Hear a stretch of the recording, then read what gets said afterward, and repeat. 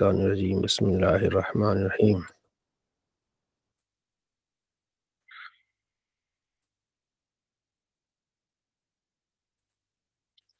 باب کتاب و فضائل قرآن، فضیلت قرآن سے متعلق یہ کتاب ہے۔ اس میں احادیث ہیں قرآن مجید کی فضیلت پڑھنے کی اور اس کو یاد رکھنے کی، تلاوت کرنے کی۔ پہلی فصل ہے، آپ علیہ السلام کا فرمان ہے، حضرت عثمان غنی رضی اللہ تعالیٰ عنہ سے روایت ہے، قال رسول اللہ صلی اللہ تعالیٰ علیہ وآلہ وسلم خیرکم من تعلم القرآن وعلمہ، تو میں سے بہترین شخص وہ ہے جو قرآن سیکھے اور دوسروں کو سکھائے۔ ٹھیک ہے جی، اس میں ناظرہ قرآن پڑھنے والا بھی ہے، عالم بھی ہے۔ ٹھیک ہے جی، آپ بھی شامل ہو سکتے ہیں جو ہم اس لیے قرآن سیکھتے ہیں، سمجھتے ہیں، یہ سارے لوگ اس میں کیا ہوں گے، شامل ہوں گے الحمدللہ۔ حضرت عقبہ بن عامر رضی اللہ تعالیٰ عنہ فرماتے ہیں کہ آپ علیہ السلام تشریف لائے، خرج رسول اللہ صلی اللہ تعالیٰ علیہ وآلہ وسلم ونحن فی الصفہ، ہم صفہ میں موجود تھے، چبوترا جو صحابہ کے لیے بنایا گیا، جو تعلیم حاصل کرتے تھے اور مسافر صحابہ تھے۔ تو آپ علیہ السلام فرماتے ہیں ایکم یحب ان یغدو کل یوم الی بطحان او الی العقیق، کیا تم میں سے کوئی پسند کرتا ہے کہ وہ روزانہ بطحان جائے یا عقیق جائے اور وہاں سے 2 کوہان والی اونٹیاں لے آئے، من غیر اسم ولا قطع رحم، نہ کوئی گناہ کر کے اور نہ قطع رحمی کر کے، یعنی کوئی چوری وغیرہ کر کے بھی اونٹیاں لائے اور نہ قطع رحمی کر کے، ویسے ہی 2 اونٹیاں لے آئے، اس کو مل جائے فری میں۔ فقلنا، ہم نے کہ یا رسول اللہ نحب ذالک، ہم سبھی اسی کو پسند کرتے ہیں، کیونکہ اس وقت اونٹنی جو ہے نا بہترین مال تھا۔ ٹھیک ہے نا، جنگوں میں جانا، سفر میں جانا، صحرائی جہاز اونٹ ہے، ٹھیک ہے، تو اونٹ کی پیدائش اونٹنی سے، پھر اس لیے اونٹنی کا مال بہت زیادہ پسند تھا عرب میں، بالخصوص اس زمانے میں۔ تو آپ علیہ السلام فرماتے ہیں کہ پھر افلا یغدو احدکم الی المسجد، تم میں سے کوئی کیوں مسجد کی طرف نہیں آتا، فیعلم، ٹھیک ہے، جانے، اور یقر، یا پڑھے، یا ایک ہے علم، یا سیکھے، ٹھیک ہے، یا جانے پڑھے آیتیں، 2 آیتیں من کتاب اللہ، اللہ کی کتاب سے، خیر اللہ من ناقتن اور ناقتین، تو وہ اس کے لیے ایک اونٹنی، ایک اونٹنی سے بہتر ہے، اور 2 آیتیں، 2 اونٹنیوں سے 3 آیتیں، 3 اونٹنیوں سے 4 آیتیں، 4 اونٹنیوں سے، اسی طرح جتنے آیتیں زیادہ پڑے گا اتنا یعنی وہ آیتیں اونٹنیوں سے بہتر ہوں گی۔ مطلب یہ ہے کہ اللہ کی راہ میں اونٹنی جو ہے وہ صدقہ کرے، اس سے زیادہ ثواب اس کو ملے گا جو 4 آیتیں پڑھے، یعنی 4 اونٹنیاں گویا کہ اللہ کی راہ میں اس نے دی۔ تو اس میں آپ علیہ السلام فرماتے ہیں میں سے کوئی آئے بطحان یا عقیق کی وادی، یہ جو عقیق ہے یہ ایک بازار لگتا تھا مدینہ سے کوئی 3-4 کلومیٹر کی دوری پہ، وہاں اونٹنیاں بکتی تھی، لیتے تھے، تو وہاں جائے اور وہاں سے بغیر چوری کیے، بغیر لڑائی کیے، اور اونٹنیاں لے آئے۔ اور بطحان جو ہے یہ ایک وادی تھی، جنگل تھا، وہاں اونٹنیاں چرنے کو جاتی تھی۔ تو یہ آپ علیہ السلام نے مثال دے کے سمجھایا کہ تم جس طرح وہاں جا کے فری میں اونٹنیاں لاؤ، تو اگر تم مسجد میں آؤ صبح کو اور وہاں 2 آیتیں پڑھو یا 2 آیتیں سیکھو، تو تمہیں اس سے زیادہ فائدہ ہے۔ تو یعنی صبح کو مسجد کے آنے کی بہت زیادہ تاکید ہے، ویسے بھی فرض نماز میں آنا چاہیے، لیکن خاص طور پر صبح کا یہ کہ وہ کیا کرے گا، 2 آیتیں پڑھے گا آگے، کہ قرآن پاک اگر نماز میں پڑھے تب بھی اس کو یہ اجر ملے گا۔ ایحب احدکم الی رجع الی اہلی ان یجد فیہ 3 خلفات اذا من سنان، فرمایا آپ علیہ السلام نے کہ کوئی بندہ اپنے گھر والوں کی طرف لوٹے تو وہاں جو ہے وہ 3 اونٹنیاں پائے، حاملہ، موٹی تازی، ٹھیک ہے، یعنی جیسے گھر واپس گیا تو وہاں ماشاءاللہ اونٹنیاں کھڑی ہیں۔ ہم نے کہا بالکل، قلنا نام، فرمایا 3 آیتیں پڑھنا نماز میں بہتر ہے 3 اونٹنیاں جو حاملہ ہیں اس سے بہتر ہے۔ تو نماز میں جتنی قرات ہوگی اتنا ثواب زیادہ ہوگا، قرآن پاک کی تلاوت ہوگی اتنا ثواب کیا ہوگا، زیادہ ہوگا۔ تو یہ ہمارا باب فضائل قرآن سے متعلق ہے. ہم قرآن پاک کی تلاوت کریں گے، پڑھیں گے، تو اتنا اس کا اجر و ثواب ہے. حضرت عائشہ رضی اللہ عنہا فرماتی ہے، آپ علیہ السلام فرمایا الماہر بالقرآن، جو قرآن پاک پڑھنے میں ماہر ہے وہ معزز فرشتوں کے ساتھ ہے، عزت والے. اور جو قرآن پاک پڑھنے میں اسے جو ہے وہ یعنی کہ رک رک کے پڑھتا ہے، شاہ کے اس پر پڑھنا، اس کے لیے 2 اجر ہیں. جو قرآن پاک رک رک کے پڑھتا ہے، اس کے روانگی نہیں ہے، اس کے لیے 2 اجر ہیں، لیکن وہ پڑھ رہا ہے، چھوڑ نہیں رہا. عبداللہ بن عمر رضی اللہ تعالیٰ عنہ فرماتے ہیں کہ آپ علیہ فرمایا 2 چیزوں میں حسد نہیں ہے. ٹھیک ہے، رجل آتاہ اللہ القرآن فهو یقوم به آناء اللیل و آناء النہار، ایک وہ آدمی جو قرآن پڑھتا ہے، دن رات قرآن پاک کی تلاوت کر رہا ہے. دوسرا وہ آدمی جس کو اللہ نے مال دی، وہ اللہ کی راہ میں خرچ کر رہا ہے. ٹھیک ہے، تو اس 2 آدمیوں کے بارے میں کہ کاش ہمیں بھی جو ہے نا اللہ یہ توفیق دے کہ ہم بھی قرآن پاک پڑھتے رہیں، اور ہمیں بھی اللہ توفیق دے کہ ہم اللہ کی راہ میں خرچ کرتے رہیں.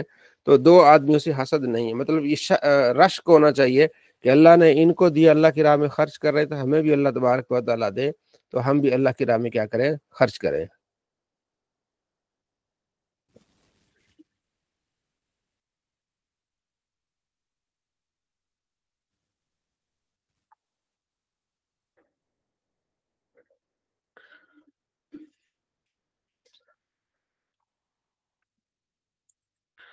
حضرت ابو موسیٰ اشعری رضی اللہ تعالیٰ فرماتے ہیں کہ آپ علیہ السلام نے فرمایا کہ مومن کی مثال جو قرآن پاک پڑھتا ہے نارنگی کی مثال ہے، اس میں خوشبو بھی ہے اور اس میں ذائقہ بھی ہے. ٹھیک ہے جی. اور مومن وہ اس کی مثال جو قرآن پاک نہیں پڑھتا، اس کی مثال کھجور کی طرح ہے، اس میں خوشبو نہیں ہے، ذائقہ ہے، میٹھی ہے لیکن اس میں جو ہے وہ ذائقہ ہے لیکن خوشبو نہیں ہے. اور منافق کی مثال جو قرآن پاک نہیں پڑھتا، ٹھیک ہے جی، تو اس میں کیا ہے، تمے کی طرح ہے، نہ اس میں خوشبو ہوتی ہے اور نہ اس میں ذائقہ ہوتا ہے. اور وہ منافق جو قرآن پاک پڑھتا ہے اسے ریحانہ یعنی ایک پھول کی طرح ہے جو جس میں خوشبو آتی ہے. ٹھیک ہے، نازبو کا پھول کہتے ہیں، اس میں خوشبو تو ہے لیکن اس میں جو ہے ذائقہ اس میں کڑوا ہے. تو یہ مثال دی گئی مومن کی کہ مومن جو قرآن پاک پڑھے گا اس میں اس کی خوشبو بھی آئے گی اور اس کا ذائقہ بھی. آگے پھر آئے گا کہ جو قرآن پاک پڑھتا ہے، ٹھیک ہے جی، وہ ایک پڑھتا ہے اور آگے سکھاتا ہے. وہ ایسا جیسے ایک تھیلی ہے مشک سے بھری ہوئی تھیلی ہے، وہ کھلی ہوئی ہے، ہر طرف اس کی خوشبو پھیل رہی ہے. ٹھیک ہے، اور وہ مومن جو قرآن پاک اس نے سیکھا ہوا ہے لیکن آگے پڑھتا نہیں، سکھاتا نہیں ہے، وہ تھیلی ہے مشک کی لیکن وہ بند ہے. ٹھیک ہے جی. تو یہاں آپ صلی اللہ تعالیٰ علیہ وآلہ وسلم نے مثال دے کے سمجھایا. حضرت عمر بن خطاب رضی اللہ تعالیٰ بیان کرتے ہیں کہ آپ علیہ السلام فرماتے ہیں ان اللہ یرفع بہذا الکتاب اقواما، اللہ تعالیٰ اس کتاب کے ذریعے قوموں کو بلندی عطا فرماتا ہے، ویدعو بہ آخرین، اور اسی کے سبب دوسروں کو گراتا بھی ہے. جو لوگ اس قرآن پر عمل کرتے ہیں، اس کو توجہ دیتے ہیں، غور سے پڑھتے ہیں، عمل اور آگے اس کی تعلیم کو زیادہ پھیلاتے ہیں، تو ایسی قوم کو اللہ اٹھاتا ہے. ٹھیک ہے. حضرت ابو سعید خدری رضی اللہ عنہ فرماتے ہیں کہ اسید بن حدیر صحابی کہتے ہیں کہ وہ رات کو قرآن پاک پڑھ رہے تھے سورہ بقرہ، اور ان کا گھوڑا بندھا ہوا تھا، اور ہاں جی، اجالت الفرس فسقط، جب وہ پڑھتے قرآن پاک تو گھوڑا چوڑا بدکنے لگتا، اچھلتا کودتا. جب وہ خاموش ہوتے گھوڑا پھر خاموش ہو جاتا. پھر جب وہ پڑھتے گھوڑا اچھکنے جو ہے اچھلنے اور کودنے لگتا. پھر جب خاموش ہو جاتے پھر وہ گھوڑا جو، تو کہتے ہیں میرے بیٹا یحییٰ تھا وہ قریب تھا، مجھے ڈر ہوا کہ کہیں گھوڑا جو ہے وہ اچھل کود کے اس کو نقصان نہ پہنچا دے. تو میں یعنی کہ وہ پڑھنا میں نے موقوف کر دیا. جب میں نے آسمان کی طرف دیکھا تو وہاں سایہ تھا اور یعنی ایک جھرمٹ تھا ستاروں کا. ٹھیک ہے. صبح آ کے آپ صلی اللہ تعالیٰ علیہ وآلہ وسلم سے عرض کیا رسول اللہ اس طرح رات میں نے دیکھا ہے. تو آپ علیہ السلام فرماتے پڑھ اسید بن حدیر پڑھ، یہ اللہ کی یہ آسمان سے جو یہ سائے ہیں یہ کیا تھے، تلک الملائکہ، تو یہ فرشتے تھے جو تیری آواز کے قریب آ رہے تھے، اور اگر تو پڑھتا رہتا تو صبح تک وہ آتے اور لوگ ان فرشتوں کو دیکھتے اور یہ اترتے رہتے ہیں. یعنی سورہ بقرہ کی تلاوت کر رہے تھے تو اوپر سے ایک نورانی فرشتے آ رہے تھے اس کی تلاوت کو سننے کے لیے، جو آرام سے تلاوت کرتا ہے، سکون سے تلاوت کرتا ہے۔ آگے ہم حدیث پڑھیں گے کہ اسے کہا جائے گا کہ تم جنت کے جو ہے وہ سیڑھیاں چڑھتا جا، اور قرآن پاک جس طرح دنیا میں پڑھتا تھا اس طرح پڑھتا جا۔ یہ قرآن پاک کی فضیلت ہے کہ قرآن پڑھ رہے تھے، فرشتے سننے کے لیے آ رہے تھے۔ اور برا بن عازب کہتے ہیں کہ ایک آدمی سورہ کہف پڑھ رہا تھا، اس کے پہلو میں قریب ہی اس کا گھوڑا بندھا ہوا تھا، ٹھیک ہے؟ تو جب پڑھنے لگا تو وہ تھوڑا بدکنے لگا، ٹھیک، اب اس نے دیکھا تو آسمان میں بادل چھائے ہوئے ہیں اور اس کے قریب ہو رہے ہیں، ٹھیک ہے؟ تو آپ صلی اللہ تعالیٰ علیہ وآلہ وسلم سے عرض کیا، رسول اللہ اس طرح ہوا ہے، تو آپ علیہ السلام نے فرمایا کہ یہ سکینہ جو اتر رہا تھا قرآن کے نزول کے ساتھ۔ جب قرآن پاک، یعنی اللہ نے بعض اوقات اللہ دکھا دیتا ہے کہ قرآن پاک پڑھ رہے ہیں تو اس طرح رحمتیں آ رہی ہیں، اس طرح یہ صحابہ کرام علیہ رضوان کے ساتھ ہوا۔ حضرت ابو سعید بن معلہ کہتے ہیں کہ میں نماز پڑھ رہا تھا تو آپ علیہ السلام نے نماز میں مجھے آواز دی، تو میں نے جواب نہیں دیا، میں نے فوراً نماز مکمل کر کے حضور کے پاس آیا، تو آپ علیہ السلام نے فرمایا کیا میں نے عرض کیا رسول اللہ میں نماز میں تھا، تو آپ علیہ السلام نے فرمایا کیا تم نے یہ نہیں پڑھا کہ اللہ فرماتا ہے استجیبوا للہ وللرسول اذا دعاکم، جب اللہ اس کا رسول تمہیں بلائیں تو فوراً ہی حاضر ہو جاؤ، ٹھیک ہے؟ یعنی اگر تم نماز میں بھی آتے تو تمہاری نماز نہ ٹوٹتی۔ ثم قال لی، پھر آپ علیہ السلام فرمایا سن لو، میں تمہیں ایک ایسی عظیم سورت سکھاؤں گا، مسجد سے نکلنے سے پہلے میں تمہیں ایک عظیم سورت سکھاؤں گا۔ تو آپ علیہ السلام نے میرا ہاتھ پکڑ لیا، جب ہم نکلنے لگے تو میں نے عرض کیا رسول اللہ آپ نے فرمایا تھا کہ میں عظیم سورت سکھاؤں گا، وہ کون سی سورت ہے؟ تو آپ صلی اللہ تعالیٰ علیہ وآلہ وسلم سورہ فاتحہ، یعنی الحمدللہ رب العالمین، یہ 7 مثانی ہے، یعنی جس میں 7 آیتیں مثانی بار بار اس کی تلاوت ہوتی ہے، اور وہ قرآن عظیم، ایک قرآن عظیم ہے جو مجھے دیا گیا ہے، ٹھیک ہے؟ تو یہ سورہ فاتحہ کی یہاں فضیلت اور قرآن کی فضیلت۔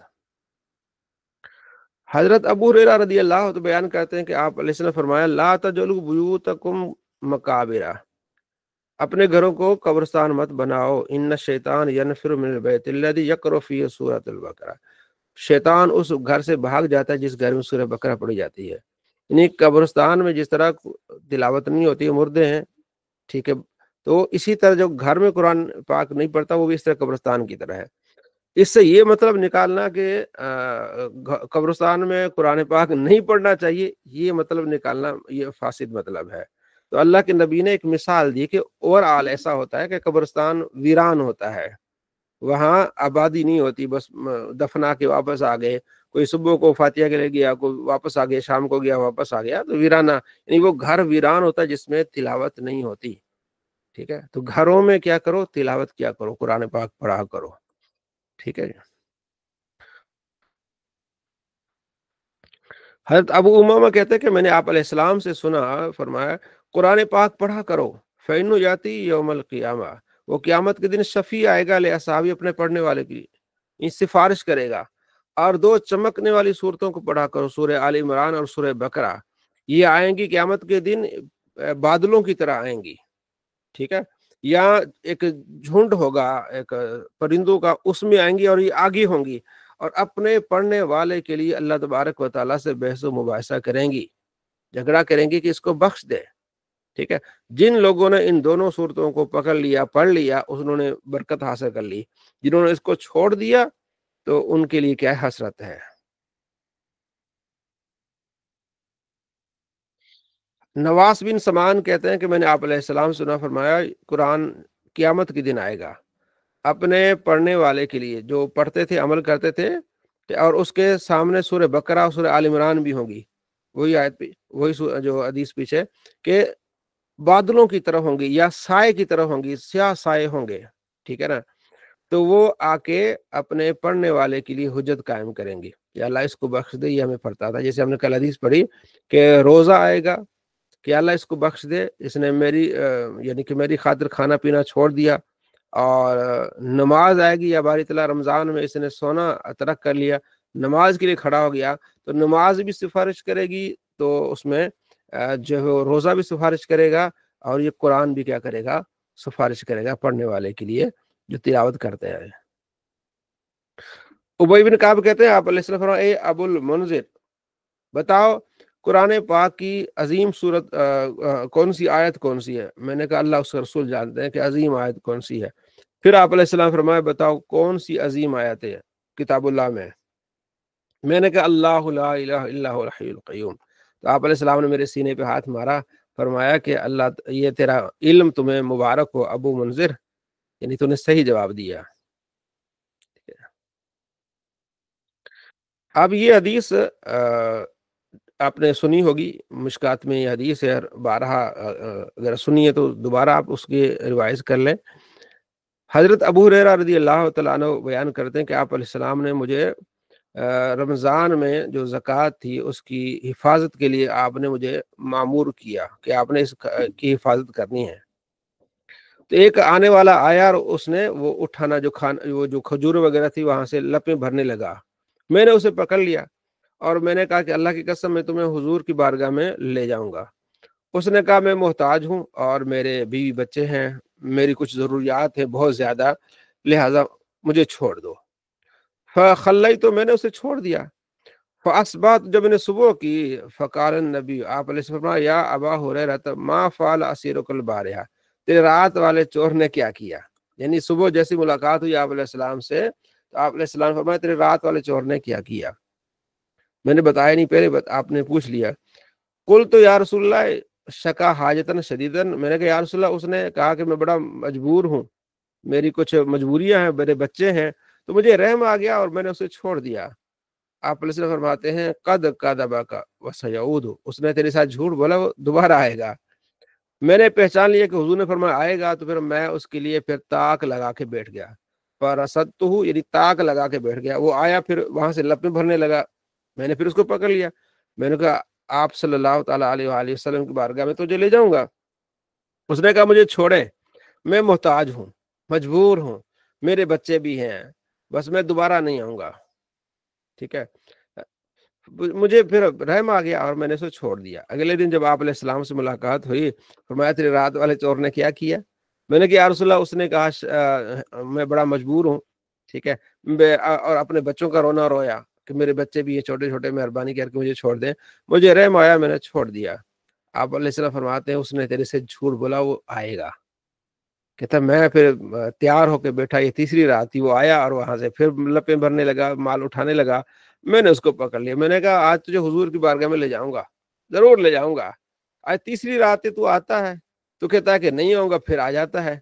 उसने कहा आप मुझे छोड़ दें, मैं तुम्हें एक ऐसा कलमा सिखाता हूँ जो तुम्हें फ़ायदा देगा। मैंने कहा अच्छा बताओ क्या है? तो उसने कहा जब तुम बिस्तर पर आओ तो आयतुल कुर्सी पढ़ो, अल्लाहु ला इलाहा इल्ला हुवल हय्युल क़य्यूम, पूरी आयतुल कुर्सी पढ़ो।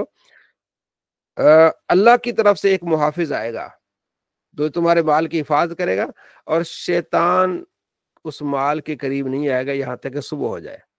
तो खल्लई तो सबीलहु, मैंने उसका रास्ता छोड़ दिया, मैंने कहा जा अब। जब आप अलैहिस्सलाम से मुलाकात हुई, आप अलैहि फरमाया तेरे रात वाले चोर का क्या हुआ?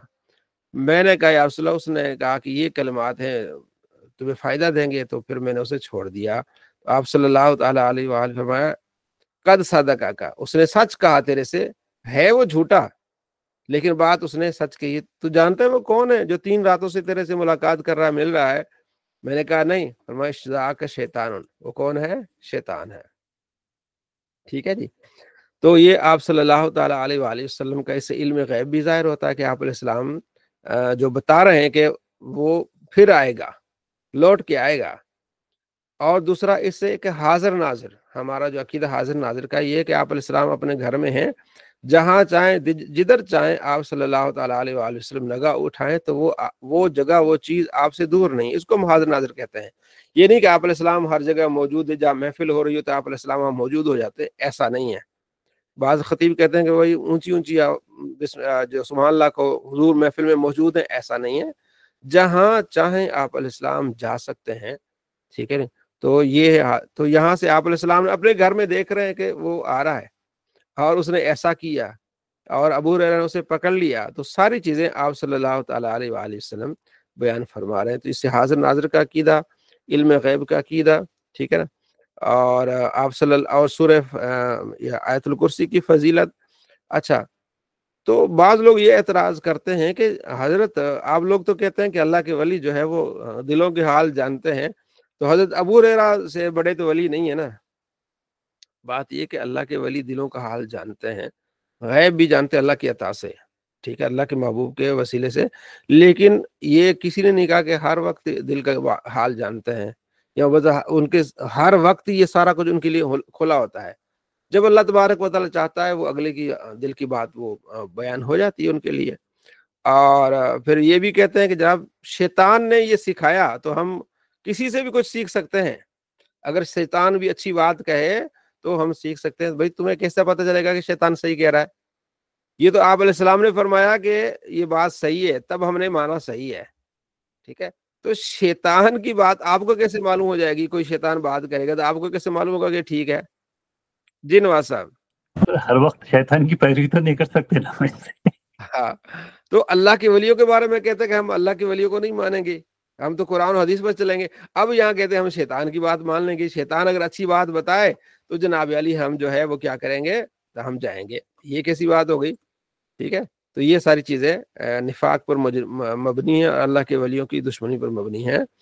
تو یہاں ہم نے پڑھا کہ آیت الکرسی کی فضیلت اور آپ صلی اللہ تعالیٰ علیہ وآلہ وسلم کا علم۔ حضرت عبداللہ بن عباس کہتے ہیں کہ آپ علیہ السلام کے پاس جبریل بیٹھے ہوئے سے، بینما ایک دن جبریل قائد عند النبی، آپ صلی اللہ تعالیٰ علیہ وآلہ وسلم کے پاس بیٹھے ہوئے تھے، سمع نقیدا من فوقی، اونچی تو آسمان سے یہ ایک زوردار آواز آئی، فرفع راسہ، تو اوپر سر اٹھایا آپ علیہ السلام نے، فقال، تو جبریل نے کہا، ھذا باب من السماء، یہ آسمان سے ایک دروازہ ہے، فتح اليوم، آج کھلا ہے، آسمان سے ایک دروازہ آج کھلا ہے، لم یفتح قط الا اليوم، پہلے کبھی نہیں کھلا، آج کھلا ہے، اللہ کی قدرت۔ فنزل منہ ملک، اس سے ایک فرشتہ نازل ہوا ہے، جبریل کہتا ہے، وہ فرشتہ پھر آ گیا، فرشتوں کو کون سا ٹائم لگتا ہے، فقال ھذا ملک، عرض کیا رسول اللہ یہ فرشتہ آ گیا ہے، نازل الارض، زمین پر نازل ہوا ہے، لم ینزل قط الا اليوم، کبھی زمین پر نہیں اترا، آج ہی اترا ہے، فسلم، اس نے سلام کیا، السلام علیکم یا رسول اللہ، الصلاۃ والسلام علیکم یا رسول اللہ، تو سلام کیا، اس نے کہا، وقال، فرشتے نے کہا، جو اترا فرشتہ، ابشر بنورین، آپ کو خوشخبری ہو دو نوروں کی، اوتیتہما، جو آپ کو دیے گئے، لم یؤتہما نبی قبلک، جو آپ سے پہلے کسی نبی کو یہ دو نور نہیں ملے، کون سے؟ فاتحۃ الکتاب، سورہ فاتحہ، و خواتیم سورۃ البقرہ، اور سورہ بقرہ کی آخری آیات، یعنی آخری رکوع جو ہے 3 آیات، ٹھیک ہے، لن تقرب بحرف فی منہما الا آتیت، جو بھی ان میں سے کوئی بھی حرف پڑھے گا اسے عطا کیا جائے گا ثواب، اور اسے جزا دی جائے گی۔ تو یہ دو چیزیں جو سورہ فاتحہ ہے اور سورہ بقرہ کی آخری آیتیں، پہلے کسی نبی کو عطا نہیں ہوئی، آپ کو عطا ہوئی، آپ کو مبارک ہو، خوشخبری ہو۔ تو یہ فرشتہ نازل ہوا آپ علیہ السلام سے ملاقات کرنے کے لیے، تو گویا کہ وہ اللہ سے اس نے مانگا، جیسے وہ آپ ایک حدیث مشکات میں آگے آئے گی، حضرت امام حسین رضی اللہ تعالیٰ عنہ کی فضیلت میں بھی ہے، یعنی آپ علیہ السلام کے اہل خانہ کے فضیلت میں، حذیفہ بن یمان کہتے ہیں کہ میری والدہ ایک مرتبہ مجھے کہا کہ کتنے دن ہو گئے ہیں تم نبی صلی اللہ تعالیٰ علیہ وآلہ وسلم کی بارگاہ میں نہیں گئے، تو میں تھوڑا سا شرمندہ ہوا، تو میں نے کہا آج ہی میں جاؤں گا حضور کی بارگاہ میں، اور مغرب کی نماز میں نے حضور کے پیچھے پڑھنی ہے، اور آپ کے لیے بھی دعا کرنی ہے اور اپنے لیے بھی دعا کرنی ہے، یعنی اپنی ماں کو بھی راضی کیا ہے کہ آپ کے لیے بھی دعا کروں گا، اپنے لیے۔ تو میں مغرب کی نماز میں نے آپ علیہ السلام کے پیچھے پڑھی، تو آپ علیہ السلام وہاں نماز پڑھ کے آپ ذکر اذکار میں لگے رہے، پھر نماز شروع کر دی، میں پیچھے بیٹھا ہوں، انتظار کر رہا ہوں کہ آپ علیہ السلام باہر تشریف لائیں گے، تو پھر میں یعنی کہ پھر آپ علیہ السلام سے عرض کروں گا، یا رسول اللہ میرے لیے دعا کریں، میری والدہ کے لیے دعا کریں۔ تو آپ کے حضرت حذیفہ جو ہے آپ علیہ السلام کے شاگرد بھی ہیں اور امتی بھی ہیں، تو ادب کے استاد جو ہے نبی علیہ السلام، استاد بھی ایک لحاظ سے، اور حدیث پاک میں آتا ہے کہ میں تمہیں اپنے یعنی علموں کا، میں تمہیں سکھاتا ہوں، اپنے جس طرح ایک والد اپنے اولاد کو باتیں سکھاتا ہے، دین سکھاتا ہے، تو آپ علیہ السلام باپ کی حیثیت سے بھی ہیں، استاد کی حیثیت سے بھی، تو ادب کا دائرہ اختیار کرتے ہوئے حضرت حذیفہ بن یمان بیٹھے رہے، جو آپ علیہ السلام وہاں نماز پڑھتے رہے، عشاء ہو گئی، تو پتہ چلا کہ مغرب کے بعد آپ نفل پڑھ سکتے ہیں عشاء تک. عشاء ہو گئی، عشاء کی نماز پڑھ کے آپ علیہ السلام باہر تشریف لائے تو حضرت حذیفہ بھی پیچھے. تو آپ علیہ السلام نے جوتوں کی آہٹ سنی تو فرمایا کون؟ فرمایا حذیفہ، اللہ تیری اور تیری ماں کی بخشش فرمائے. جو دل میں وہ تمنا رہ کے آئے تھے، اللہ تیری بخشش فرمائے اور تیری والدہ کی. تو پھر آپ نے فرمایا کہ ابھی میرے پاس ایک فرشتہ آیا جو ابھی تک جو ہے وہ دنیا میں نہیں اترا. اس نے آ کے مجھے سلام کہا اور مجھے خوشخبری دی کہ فاطمہ جنتی عورتوں کی سردار ہے اور حسن و حسین جو ہے وہ جنتی نوجوانوں کے سردار ہیں. گویا کہ حدیث سے معلوم ہو رہا ہے کہ فرشتے نبی علیہ السلام کی زیارت کے لیے آتے ہیں تو عرض کرتے ہیں یا باری تعالیٰ ہم جا تو رہے محبوب کی در پہ، ہمیں کوئی چیز دے تاکہ ہم تحفہ پیش کریں. تو اللہ کی طرف سے تحفہ لے کے آ رہے ہیں یہ کہ آپ کو دو نور، آپ کو مبارک ہو. اور وہاں جو ہے فاطمہ جنتی عورتوں کے سردار ہیں اور حسن حسین جنتی نوجوانوں کے سردار ہیں. تو یہ حدیث میں نے آپ کو سنائی، آگے ہم پڑھیں گے انشاءاللہ اس کو. حضرت عبداللہ بن مسعود کہتے ہیں کہ آپ علیہ السلام فرماتے ہیں 2 آیتیں جو سورہ بقرہ کی آخری آیتیں ہیں، جو رات کو بندہ پڑھ لے اس کے لیے کافی ہیں. آخری جو اینڈ والی 2 آیتیں ہیں، تو آپ سورہ بقرہ کا آخری جو رکوع حفظ کر لیں، 3 ہی آیتیں اس میں، اور نماز میں اس کو پڑھتے رہیں. للہ ما فی السماوات و ما فی الارض وان تبدوا ما فی انفسکم وتخفوا یحاسبکم بہ اللہ. کس کس بھائی کو یاد ہے یہ آخری رکوع؟ یاد ہے کس کس کو؟ کسی کو یاد ہے آخری یہ؟ ماشاءاللہ اسد کو یاد ہے. میرے کو بھی یاد ہے. جی ماشاءاللہ ڈاکٹر صاحب کو یاد ہے. یہ کیا ہے اس میں کا مقصد؟ یہ کون سا؟ عیسیٰ غزالی کو یاد ہے. جی جمیل صاحب کو بھی یاد ہے، رضوان کو بھی یاد ہے. چلے ماشاءاللہ الحمدللہ ماشاءاللہ، بڑی خوشی کی بات ہے. تو یہ سورہ بقرہ کی آخری آیتیں پڑھ کے سوئیں، یہ پورا آخری رکوع پڑھ کے سوئیں، تو یہ دیکھیں اس کے لیے کافی ہو جائے گا. تو یہ قرآن پاک کی فضیلت ہے کہ ہم اس کو پڑھتے ہیں اور اتنی برکتیں حاصل ہو جاتی ہیں. اللہ نے ہمیں بہت بڑی کتاب عطا فرمائی ہے، عظیم کتاب ہے. حضرت ابو درداء کہتے ہیں کہ آپ علیہ فرماتے ہیں جو سورہ کہف کی پہلی 10 آیاتیں حفظ کر لے وہ دجال کے فتنے سے محفوظ رہے گا. پہلی 10 آیات جو سورہ کہف کی ہیں وہ حفظ کر لے، دجال کا عظیم فتنہ ہوگا جس سے ایمان جو ہے نا وہ دہل جائیں گے، خطرات بہت ہیں. تو اس میں آپ اگر اس کو پڑھ لیں تو یہ آپ کے لیے کیا ہو جائے گی؟ آسانی ہو جائے گی. یہ اس فتنے سے آپ کیا رہیں گے؟ محفوظ رہیں گے. جی بھائی ٹھیک ہے. اب بھائی نے بتایا کہ میں نے بھی یاد کیا. ٹھیک ہے. آپ علیہ السلام فرماتے ہیں کیا تم میں سے کوئی بندہ عاجز ہے کہ وہ قرآن کا تہائی پڑھ لے؟ عرض کیا رسول اللہ کیسے پڑھ سکتے ہیں قرآن پاک رات میں تہائی حصہ یعنی 10 سپارے؟ فرمایا جو سورہ اخلاص پڑھے 3 مرتبہ، ٹھیک ہے نا، تو وہ اس نے گویا کہ قرآن پاک یعنی کہ 1 مرتبہ پڑھے گا تو یعنی کہ تہائی حصہ. سورہ اخلاص جو ہے وہ 1 مرتبہ پڑھے گا تو قرآن پاک کے تہائی حصے کے برابر، 3 مرتبہ پڑھے گا تو مکمل قرآن کا ثواب اس کو ملے گا. تو یہ آپ علیہ السلام یعنی یہ ان کو بتایا کہ ویسے مسلمان بہت سارے ایسے ہیں جو قرآن پاک مکمل، جس کل ہم نے تفصیل سے بات کی تھی کہ صحابہ کرام ایک ہی رات میں قرآن پاک مکمل کر لیا کرتے تھے. ایک بہت بڑے محدث ہیں، وہ عشاء سے لے کر مغرب سے لے کر، امام مجاہد غالباً کا نام ہے، میرے اپنی تحقیق میں اس کا نام بھی لکھا ہے، وہ مغرب سے لے کر عشاء تک قرآن پاک پڑھ لیتے تھے. اب مغرب اور عشاء ہمارے ہاں تو وہ 1.5 گھنٹہ ہے نا، لیکن وہ ان کے لیے یہ کہ وہ مغرب پڑھ کے قرآن پاک شروع کرتے تھے اور عشاء اینڈ پہ پڑھتے تھے جا کے. تو 4-5 گھنٹے کا، جیسے سردیوں میں اب بہت ٹائم ہوتا ہے، ٹھیک ہے جی. تو یہاں مغرب جو ہمارے ہاں ہو رہی ہے سمجھو کہ 5-10 منٹ پہ ہو رہی ہے، مغرب ہو رہی ہے، اور جو فجر ہمارے ہاں ہو رہی ہے وہ 6-10 پہ ہو رہی ہے. کتنا فرق ہے، ٹھیک ہے نا. اتنی لمبی رات ہے، تو اس لمبی رات میں جو بندہ قرآن پاک پڑھ سکتا ہے، اور ان کا اصل میں ان کا معمول تھا قرآن پاک پڑھتے تھے، مطلب ان کی زبانوں پہ الفاظ چڑھ گئے تھے بار بار، اس طرح ایسے ریپیٹ کر جاتے تھے، ایسے ہی پھر جاتے تھے، ٹھیک ہے جی. تو وہ اس طرح طریقہ کار تھا. حضرت عائشہ رضی اللہ عنہا فرماتی ہیں کہ آپ علیہ السلام نے ایک سریہ، ایک لشکر بھیجا، تو اس میں ایک صحابی تھے جو نماز پڑھاتے تھے. وہ ہر رکعت میں سورہ فاتحہ پڑھتے تھے. تو انہوں نے عرض کی یا رسول اللہ یہ ہر رکعت میں سورہ فاتحہ پڑھتے ہیں. تو آپ علیہ السلام نے ان سے پوچھا تو فرمایا اللہ یا رسول اللہ مجھے اس سے بڑی محبت ہے، اس میں رحمان کی صفت ہے. تو آپ علیہ السلام فرمایا اسے خبر دے دو کہ اللہ اس سے محبت کرے گا.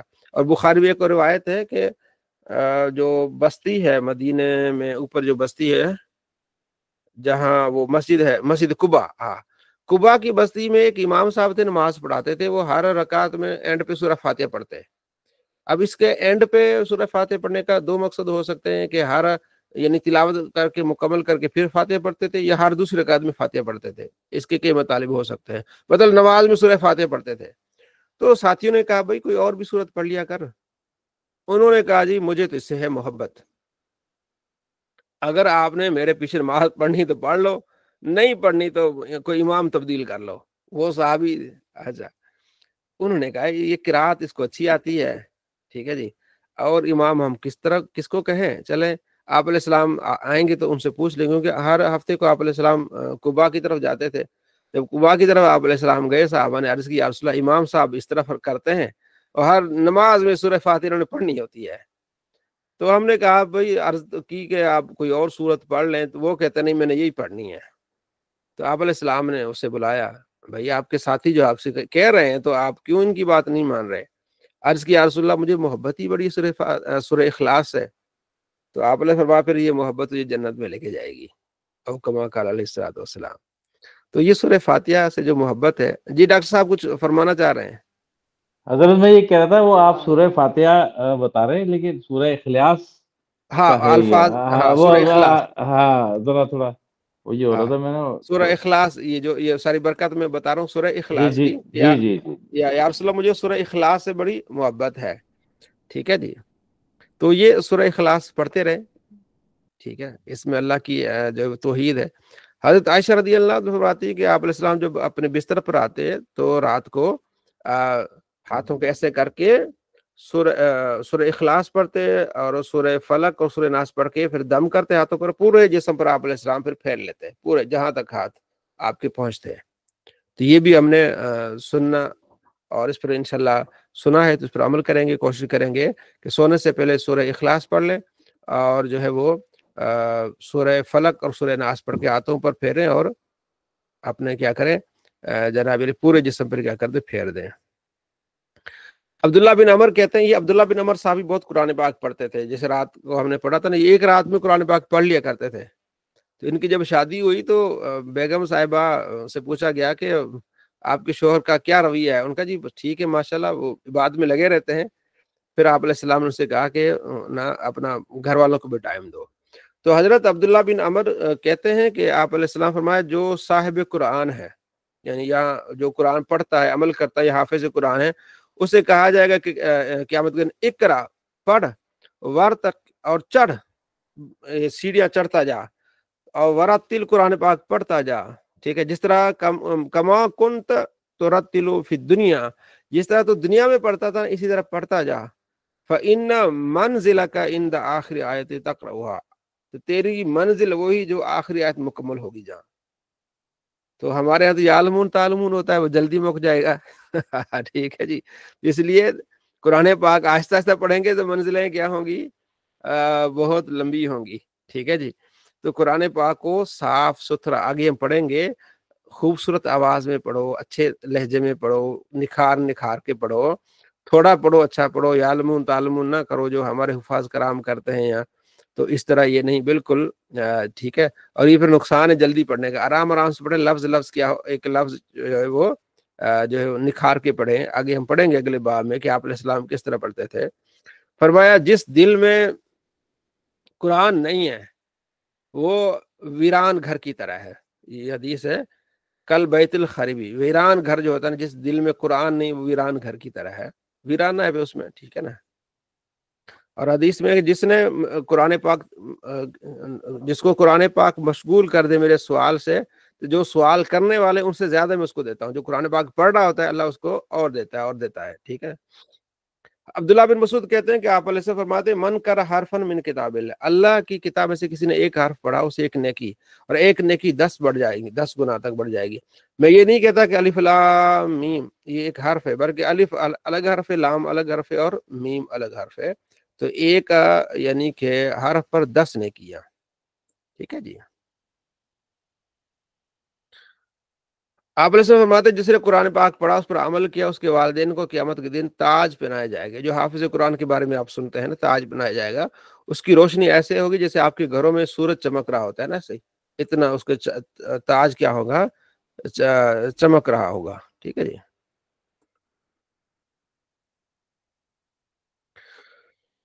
حضرت ابو ہریرہ کہتے ہیں کہ آپ علیہ السلام نے فرمایا ابی بن کعب سے کہ کیسے تم نماز میں قرآن پاک پڑھتے ہو، ٹھیک ہے جی، اور عرض کیا رسول اللہ میں سورہ فاتحہ پڑھتا ہوں۔ آپ علیہ فرماتے ہیں اللہ کی ذات کی قسم جس کے ہاتھ میری اس ذات کی قسم جس کے ہاتھ میری جان ہے، نہ تورات میں نہ انجیل میں نہ زبور میں اس طرح کی کوئی صورت نہیں ہے، ٹھیک ہے؟ یہ سب مسانی ہے اور یہ قرآن عظیم ہے، ٹھیک ہے جی۔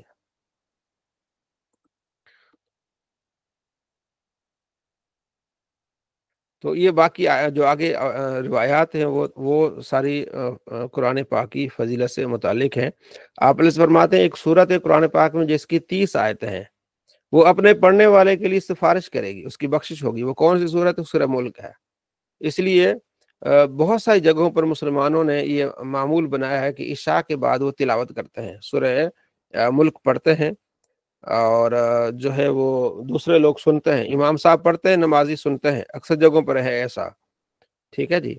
تو اس فضیلت کو حاصل کرنے کے لیے، لیکن اس میں احتیاط یہ ہے کہ امام صاحب اس وقت تلاوت کریں جب سارے نمازی جو ہیں وہ نماز مکمل کر چکے ہیں۔ بعض اوقات ایسا ہوتا ہے کہ امام قرات کر رہا ہوتا ہے اور نمازی جو ہے وہ آدھے نمازی نماز میں مصروف ہوتے ہیں، وہ سن نہیں پاتے، تو یہ نہیں ہو، مطلب تھوڑا سا انتظار کریں اور سارے نمازی نماز مکمل کر لیں، تو اس کے بعد آپ کیا کریں، جو ہے وہ سورہ ملک پڑھ لیں، ٹھیک ہے جی۔ خود پڑھیں تو بہتر ہے، سننے میں بھی کوئی حرج نہیں ہے۔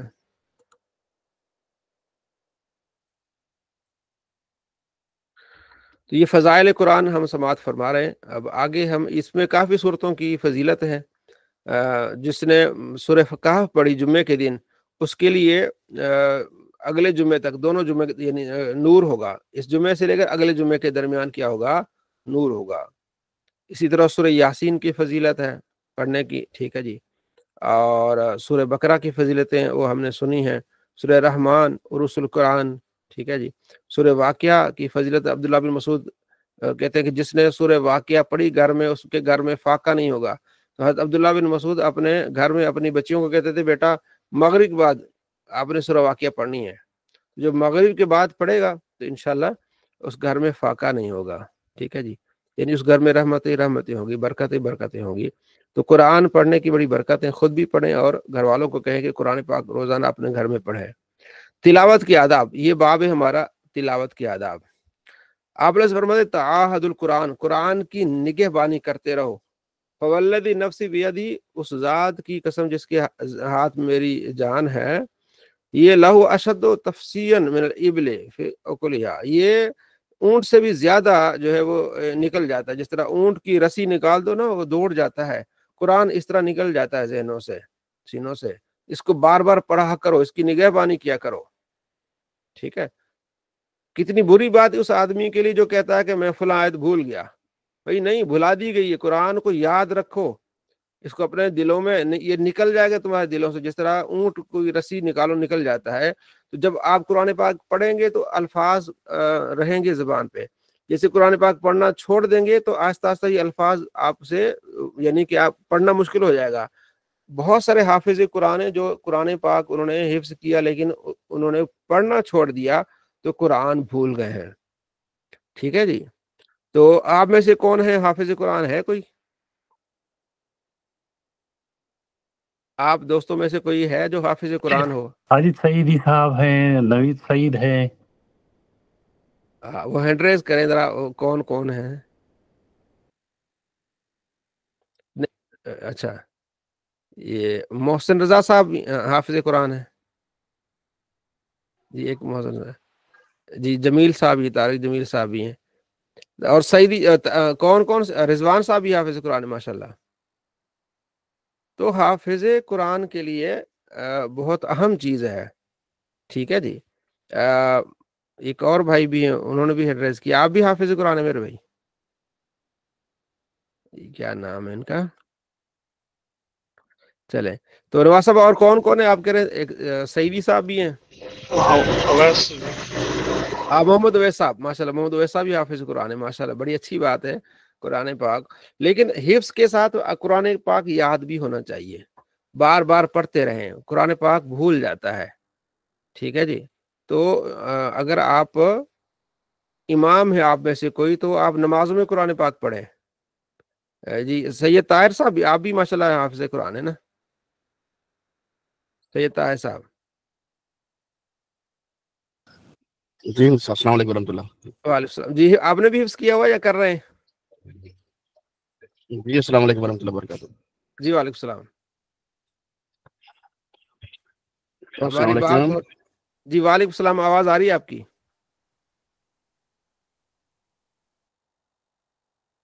ٹھیک ہے.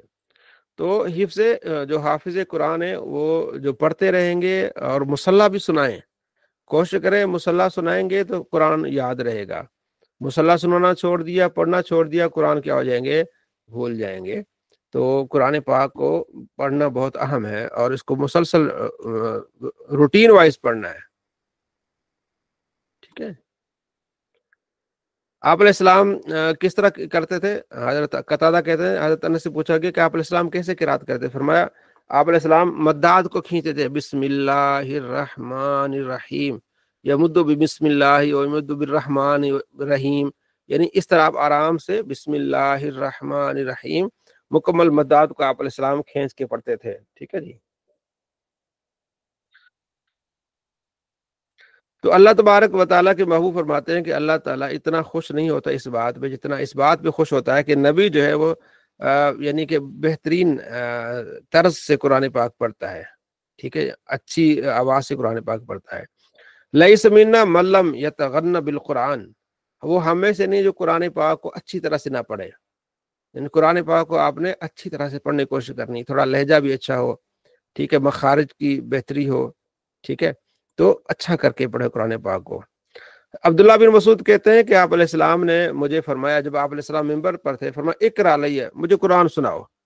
میں نے کہا یا رسول اللہ آپ کو میں قرآن سناؤں؟ قرآن تو آپ پر نازل ہے. فرمایا میں چاہتا ہوں کہ میں قرآن سنوں کسی اور سے. تو کہتے ہیں میں نے سورہ نساء شروع کر دی. جب اس آیت پہ پہنچا فکیف اذا جئنا من کل امۃ بشہید وجئنا بک علی ہؤلاء شہیدا، کہ کیا حال ہوگا اس وقت جب ہم تمام امتوں میں سے گواہ لے آئیں گے، اور اے محبوب آپ کو تمام پر جو گواہ بنائیں گے. جب یہاں تک میں پہنچا تو آپ نے فرمایا بس کافی ہے. تو میں نے جب آپ علیہ السلام کی طرف توجہ کی تو آپ علیہ السلام کی آنکھوں میں سے آپ کی آنسو آ آواز رہے بڑی تھے. ہو رہی، پتہ نہیں اکثر آ رہی، مجھے تو آواز آپ کی صحیح نہیں آ رہی، بات کلیک ہو رہی آپ کی. تو آپ صلی اللہ تعالیٰ علیہ وآلہ وسلم کی آنکھوں میں سے آنسو آ رہے تھے. تو آپ علیہ السلام جو ہے وہ یعنی خود پڑھتے بھی تھے اور سنتے تھے بھی. اب یہ حدیث آگے جو ہے یہ بھی بڑی جو ہے میں نے کافی مرتبہ سنائی ہے. ابی بن کعب جو ہے وہ صحابی ہیں. نبی علیہ السلام نے فرمایا کہ 4 لوگوں سے قرآن سیکھو. ایک ابی بن کعب ہے، ایک عبداللہ بن مسعود، 2 کنفرم ہے، 2 اور صحابی ہیں. تو آپ علیہ السلام نے 4 سے قرآن پاک سیکھو.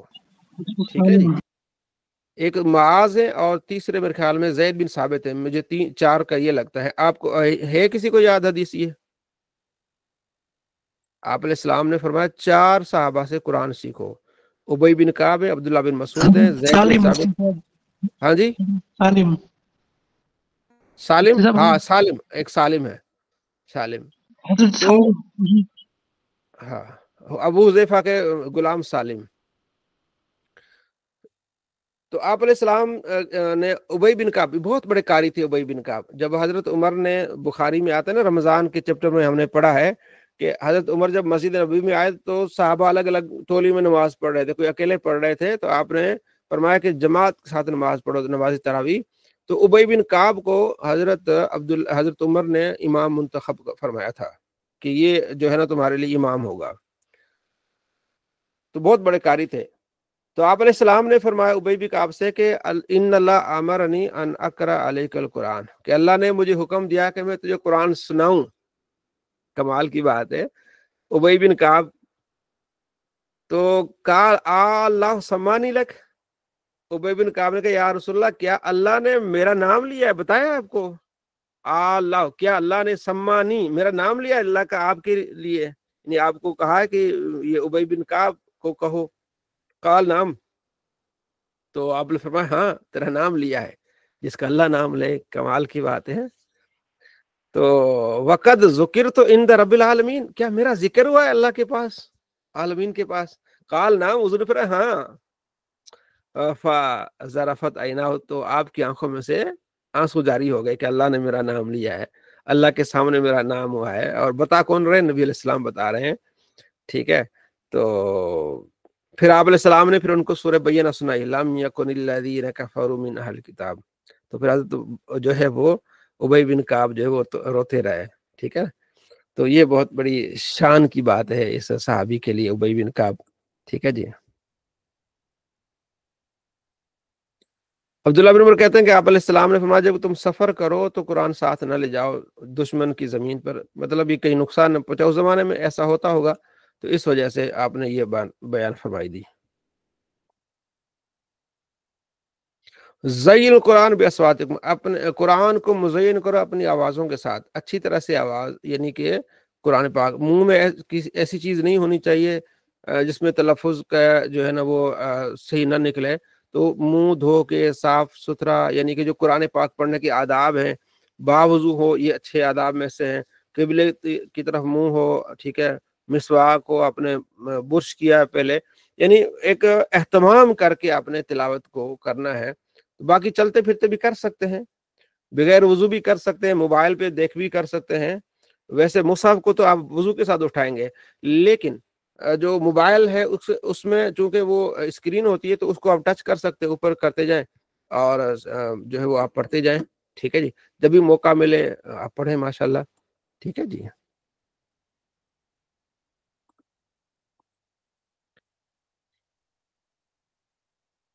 اس حدیث میں ہے کہ جس نے 3 دن سے پہلے قرآن پاک مکمل کر لی اس نے سمجھا ہی نہیں، کیونکہ سمجھ کے بھی پڑھنا یہ بھی لازمی ہے۔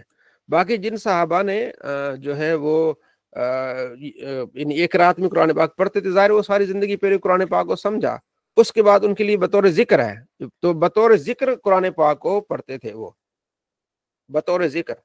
جی ڈاکٹر صاحب۔ سائیں یہ پوچھنا تھا تھوڑا سا کہ وہ جس طرح نبی کریم صلی اللہ علیہ وآلہ وسلم نے فرمایا نا دشمن کی زمین میں قرآن پاک ساتھ نہ لے کے جاؤ، وہ مطلب وہ تو اس وقت میرا خیال تھا کہ جب اس قرآن کے نسخے بھی کم ہوا کرتے تھے تو شاید اس جی وجہ جی، سے وہ ہو جائے، ورنہ آج کل تو مطلب قرآن کے نسخے تو بہت عام ہیں، تو ہمارے لیے کیا حکم ہوگا اس کا؟ آپ تو لے جائیں گے، آج کل کا مسئلہ تو نہیں ہے، کیونکہ اس وقت تو یہ دشمنی تھی نا زیادہ، تو اس وجہ سے بھی منع کیا کہ نقصان نہ پہنچائیں یہاں، تو اب تو کسی ملک میں بھی جائیں تو نہ وہ برا جانتے ہیں نہ اس کو کچھ اس طرح کرتے ہیں، مسلمان پڑھتے رہتے ہیں، پر پوری دنیا میں قرآن پاک اب موجود ہے، کسی میں آپ امریکہ میں چلے جائیں قرآن پاک موجود ہے، UK ہر جگہ موجود ہے قرآن پاک، تو اب وہ یہ حالات نہیں ہیں۔ اگلا باب جو ہمارا ہے وہ بہت اہم ہے، اختلاف قرات اور جمع قرآن سے متعلق، ٹھیک ہے جی۔ جی احتشام صاحب۔ حضرت ہم نے یہ پیچھے حدیث پڑھی کیا یہ قرآن مجید کو اپنی آوازوں کے ساتھ خوبصورت بناؤ، تو جی جی یہ جو مقامات پڑھائے جاتے ہیں قرات میں، یہ مقام سیکا اور سبا وغیرہ اس طرح کے جو ہیں، تو اکثر جو ہیں وہ یہ موسیقی پہ سکھاتے ہیں، یہ سارے یہ جی جتنے مقامات ہوتے ہیں کہ آواز کس طرح اوپر جائے گی کس طرح نیچے جائے گی، تو میوزیکل انسٹرومنٹ سے بھی سکھاتے ہیں اور اسی طرز پہ سکھاتے ہیں، تو کیا ان طرزوں کے ساتھ سیکھ کے پھر اس طرز پہ قرآن پہ پڑھنا یہ جائز ہوتا ہے؟ نہیں، گانے کی طرز اس انداز سے صحیح نہیں ہوتا، یہ جو قرآن حضرات ہمارے یہاں پڑھتے ہیں وہ قرآن پاک الگ ایک طرز ہوتی ہے، گانے کی طرز پہ یا کسی اس طرح کی طرز پہ منع ہے، ٹھیک ہے جی۔ قرآن کو اچھے جیسے الحمدللہ رب العالمین الرحمن الرحیم مالک یوم الدین، تو یہ کسی گانے پر نہیں ہے، خوبصورت کر کے پڑھیں، ٹھیک ہے جی۔ जो कारी हजरात पढ़ते हैं। हज़रत उमर रज़ी अल्लाह तो बयान करते हैं कि मैंने हिशाम बिन हकीम से सूरह फुरकान सुनी। जो मैंने जब उनसे सुनी तो मुझे तो नबी अलैहिस्सलाम ने किसी और तर्स में पढ़ाया था, तो मैंने कहा कि इसको पकड़ लूँ, नमाज में मैं इसको पकड़ लूँ। तो मैंने फिर सब्र किया, मैंने कहा चलो नमाज मुकम्मल कर ले। जब उसने नमाज मुकम्मल कर ली तो मैंने उसको पकड़ लिया, उसकी चादर गले में डाली और उसको घसीट के हुजूर के बारगाह में ले आया। मैंने कहा या रसूल ये देखो, सुने आप इसे किस तरह कुरान पढ़ता है, जो आपने मुझे सिखाया उस तरह तो ये पढ़ता ही नहीं है। तो आप अलैहिस्सलाम ने फरमाया पढ़ो, तो उन्होंने कुरान पाक पढ़ा तो आप अलैहि से फरमाया कि ये भी सही पढ़ रहा है, कुरान 7 किरातों में नाजिल हुआ है, ये भी क्या कर रहा है, सही पढ़ रहा है। तो ये भी ऐसा भी हुआ है। तो उमर पे जोशीले थे ना। तो आगे हज़रत उबई बिन काब का वाक़या है, वो ज़रा दूसरे अंदाज से आता है। इब्ने मसूद कहते हैं कि मैंने एक आदमी से कुरान पाक सुना, तो मैंने कहा या रसूलल्लाह ये तो उल्टा सही नहीं पढ़ा जिस तरह आपने सिखाया है। तो आपने फरमाया कि पढ़ो दोनों, तो दोनों ने पढ़ा, फरमाया दो अच्छे पढ़ रहे हो, ठीक है, तो कुरान पाक में इख्तिलाफ ना करो। अब ये वाक़या है जो मैंने अक्सर जुम्मे में बताया है, जहाँ मुझे कोई दावत देता है महफिल के लिए कम ही जाता हूँ, लेकिन ये वाक़या मैं अक्सर बयान करता हूँ। ये आप जो पढ़ने वाले आपने सुना होगा, नहीं सुना तो आप इसको तवज्जो से सुनिए। उबई बिन काब कहते हैं कि मैं मस्जिद में था तो एक सहाबी आए, एक आदमी आए, ज़रा सहाबी थे, उन्होंने नमाज पढ़ी, नमाज में किरात की। अनकर तुहा अलई, जो कुरान पाक उन्होंने नमाज में पढ़ा ना, तो मैं उससे यानी कि मुतारिफ नहीं था, ये कुछ और ही तरह से कुरान पाक पढ़ रहे थे। फिर एक और साहबी है, उन्होंने कुरान पाक पढ़ा, उनकी तरज और ही थी। तो जब नमाज मुकम्मल की हमने, तो हम हुजूर के पास ही आए, फिर बीच वाली चीज को उन्होंने रहने दिया ना, जाहिर है। तो जब नमाज उन्होंने पढ़ी, फिर वो आपस में गुफ्तगू हुई होगी कि यार आप किस तरह पढ़ रहे हैं, मैं किस तरह पढ़ रहा हूँ। उन्होंने कहा जी आप आपस में बहस ना करें, हम हुजूर के पास चले जाते हैं, वहां से फैसला करा देते हैं। बीच में चीजें सारी उन्होंने छोड़ दी। मतलब मेरा जहन है कि ऐसे हुआ होगा, जाहिर है। वहां से फिर हुजूर की बारगाह में आए, तो मैंने कहा या रसूलल्लाह ये देखें कुरान पाक जिस तरह पढ़ रहे हैं, इस तरह तो मैंने तो नहीं पढ़ा, तो जो मैं पढ़ रहा हूँ उससे अलग पढ़े, ज़ाहिर है मुझे आप ही ने सिखाया है। आप अलैहिस्सलाम ने उन दोनों से फरमाया पढ़ो, उन्होंने दोनों ने पढ़ा कुरान पाक। फहस्सन शानुहुमा, तो आपने कहा बहुत अच्छा पढ़ा। कहते फसकत फी नफ्सी मिन तकजीब, मेरे दिल में इस्लाम की तकजीब आ गई कि कैसा इस्लाम है, और ऐसी तकजीब आई कि जहालियत जमाने जाहिलियत में भी मेरे दिल में ऐसा नहीं आया। इस्लाम के खिलाफ ऐसी मेरे ज़हन में तकजीब आई, झुटलाना आया इस्लाम को कि ये कैसा इस्लाम हो सकता है। यानी आप सोच सकते हैं कि यानी इस तरह का कि ये कैसा इस्लाम है कि ये भी ठीक है, ये भी ठीक है, क्योंकि एक ठीक होगा भाई, ठीक है। तो मेरे दिल में क्या आई, तकजीब आई इस्लाम की। तो जब आप अलैहिस्सलाम ने मुझे देखा और मेरी परेशानी को देखा, तो आप अलैहिस्सलाम मेरे सीने पे हाथ रखा ऐसे ही। हफिज तो आरकन, तो मैं पसीने से शराबूर हो गया। ऐसा लग रहा था मैं खुदा को देख रहा हूँ। मैं पसीने से, आप अलैहिस्सलाम ने सीने पे हाथ रखा ऐसे ही, तो मैं पसीने से फिर शराबूर हो गया, पसीना पसीना हो गया, और ऐसे आपके हाथ रखने से ऐसा लग रहा था कि मैं खुदा को देख रहा हूँ।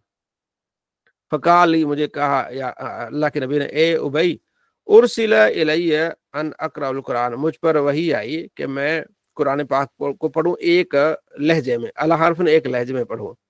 मैंने फिर उस यानी मुरसिल को, यानी जो फरिश्ता था, उसको मैंने कहा कि आप वापस जाइए और मेरी उम्मत पर और आसानी होनी चाहिए।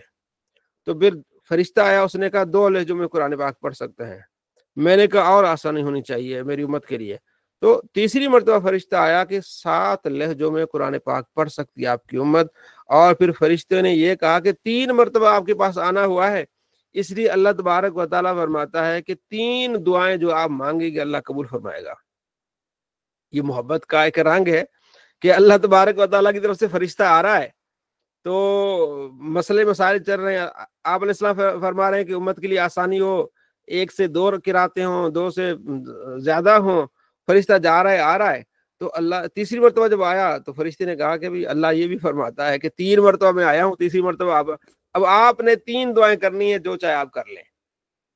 कमाल की बात होगी, अल्लाह की मोहब्बत भी देखें। तो आप अलैहिस्सलाम ने क्या दुआएं मांगी होंगी, आप खुद अंदाजा लगाएं। अगर आपको और मुझे कहा जाए भाई 3 آپ کی ڈیمانڈ جو ہے نا وہ آپ کی مانی جائے گی. ٹھیک ہے, کوئی سمجھو کہ دنیا کا پاورفل آدمی کہے کہ آپ جو 3 باتیں کہیں گے نا, آپ کی جو 3 خواہشات ہوں گی وہ پوری کی جائیں گی. تو میں اور آپ سب سے پہلے ہم اپنی ذات سے شروع ہوں گے کہ میرا ایسا ہو فلاں, ایسا ہو فلاں, پھر ہم اپنے گھر والے یا اپنے رشتے داروں میں, پھر تیسرا پھر کسی اور کے لیے. لیکن قربان جائیے نبی علیہ السلام پر. تو آپ علیہ السلام کے ایک حالات کو بھی دیکھ لیجئے کس طرح حالات تھے. ٹھیک ہے جی, مہینہ گزر جاتا تھا اور گھر میں چولہا نہیں جلتا تھا, اور کبھی آپ علیہ السلام نے 2 وقت کی روٹی پیٹ بھر کے نہیں کھائی. تو مطلب یہ کہ آپ نے قناعت کی ہے. تو آپ نے کیا دعا مانگی. اللہ نے کہا آپ 3 دعائیں جو چاہے مانگے. تو آپ علیہ السلام فرمایا, میں نے کہا اللہم اغفر لی امتی, یا اللہ میری امت کی بخشش فرما. تو حضرت علامہ احمد رضا خان بریلوی رحمۃ اللہ علیہ کہتے ہیں کہ آپ غور کریں دوسری دعا آپ علیہ السلام نے کون سی مانگی ہوگی. ایک تو مانگ رہی امت کے لیے کافی ہو گیا, اب دوسری کون سی مانگی ہوگی. بلال بھی تھے, حسن حسین بھی تھے, آپ کے صحابہ بھی تھے. دوسری بھی آپ علیہ السلام نے مانگی اللہم اغفر لی امتی, یا اللہ میری امت کی بخشش فرما. اور فرمایا میں نے وَأَخَّرْتُ الثَّالِثَةَ, اور تیسری دعا جو ہے وہ میں نے چھپا کے رکھی ہے اس دن کے لیے جس دن ساری مخلوق میری طرف آئے گی, میری طرف رغبت رکھے گی, یہاں تک ابراہیم علیہ السلام بھی, کہ اس دن میں اس دعا کو استعمال کروں گا کہ یا اللہ میری امت کی بخشش فرما. تو اتنے مطلب آپ خود اندازہ لگائیں کہ جو اپنی امت سے اتنی محبت کرتے ہیں تو امتیوں کو بھی چاہیے کہ اس کے طریقے پر چلیں, ان سے محبت کریں, ان کی سنت سے پیار کریں. دیکھیں نا آپ علیہ السلام نے, آپ نے یہ نہیں فرمایا کہ اللہ مجھے بیٹا عطا فرما. آپ علیہ السلام کے بیٹے فوت ہو گئے بچپن میں. مطلب ایک انسان کی بڑی خواہش ہوتی ہے کہ بیٹا ہو, نرینہ اولاد ہو. تو آپ علیہ السلام نے اپنے یعنی محبت کا کیسا اظہار فرمایا اپنی امت کے لیے کہ اللہ میری امت کی بخشش فرما, اور آخری دعا بھی اپنی امت کے لیے بچا کے رکھی. تو امتیوں کو بھی پھر اس طرح کا پیار کرنا چاہیے. جو کسی سے پیار کرتا ہے تو اس کو ریٹرن میں بھی اس طرح کا پیار ملنا چاہیے. تو آپ علیہ السلام نے اتنی ہم سے محبت کا اظہار فرما رہے ہیں, تو ہمیں بھی جو ہم دین سیکھ رہے ہیں اس کو ہم سیکھیں اچھی طرح سے, پھر آگے جو پھیلائیں. جسے آپ علیہ السلام فرماتے ہیں ندر اللہ عبدن سمع مقالتی, اللہ اس کو تر و تازہ رکھے جس نے میری بات کو سنا, یاد رکھا اور آگے پہنچایا. تو ہم نے آپ علیہ السلام کی باتوں کو یاد رکھنا ہے, ٹھیک ہے جی, آگے پہنچانا ہے, اور آپ علیہ السلام پر درود پاک پڑھنا ہے. اور جو آپ علیہ السلام کا فرمان ہے کہ جو اذان ہوتی جس طرح مؤذن کہتا ہے تم اس طرح کہتے رہو, ٹھیک ہے.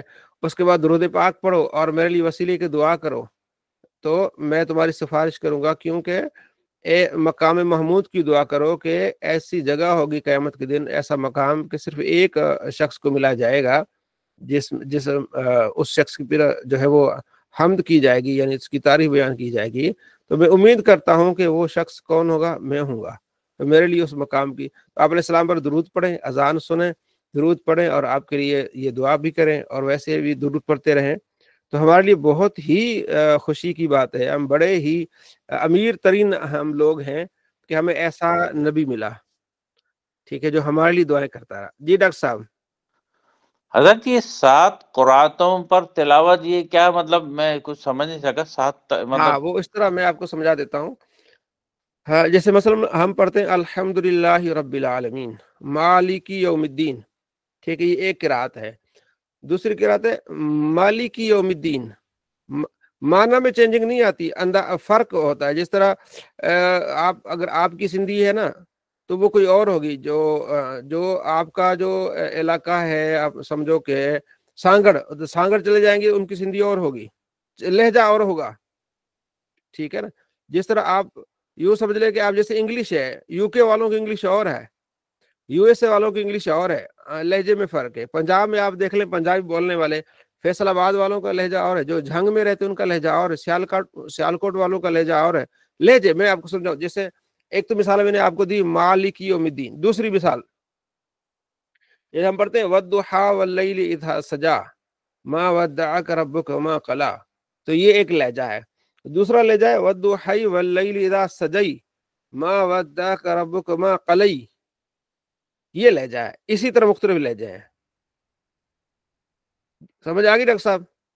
جی سمجھ گیا. ہاں یہ اس طرح, ٹھیک ہے.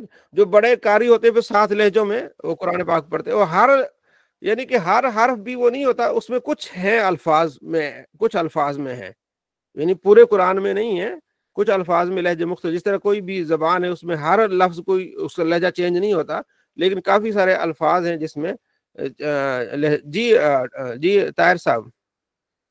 अलहमदुलिल्लाह सब ये आपने फरमाया कलाम करी आपने पढ़ा है, कोई है शेख नूरैन है अच्छी तरह करते हैं, लेकिन वही जब आप जबर की तो लगता है जबर को जेर पढ़ देते हैं, पढ़ देते हैं, उसमें मैंने फर्क हाँ नहीं पड़ा कैसे उसके नहीं, फर्क नहीं, वो उनको पता होता है कि कौन कौन सी जगह जबर को जेर पढ़ना है। ऐसा एक तो होता है ना कि जबर को जेर, जैसे मुजक्कर को मोनस बना देना, ये तो वो नहीं करते होंगे, ठीक है। वो जो कारी होते हैं उनके लिए लाजमी होता है कि पहले वो सर्फ नहव जाने, उन्हें पता होना चाहिए कि इसका माना क्या बदलेगा, ठीक है।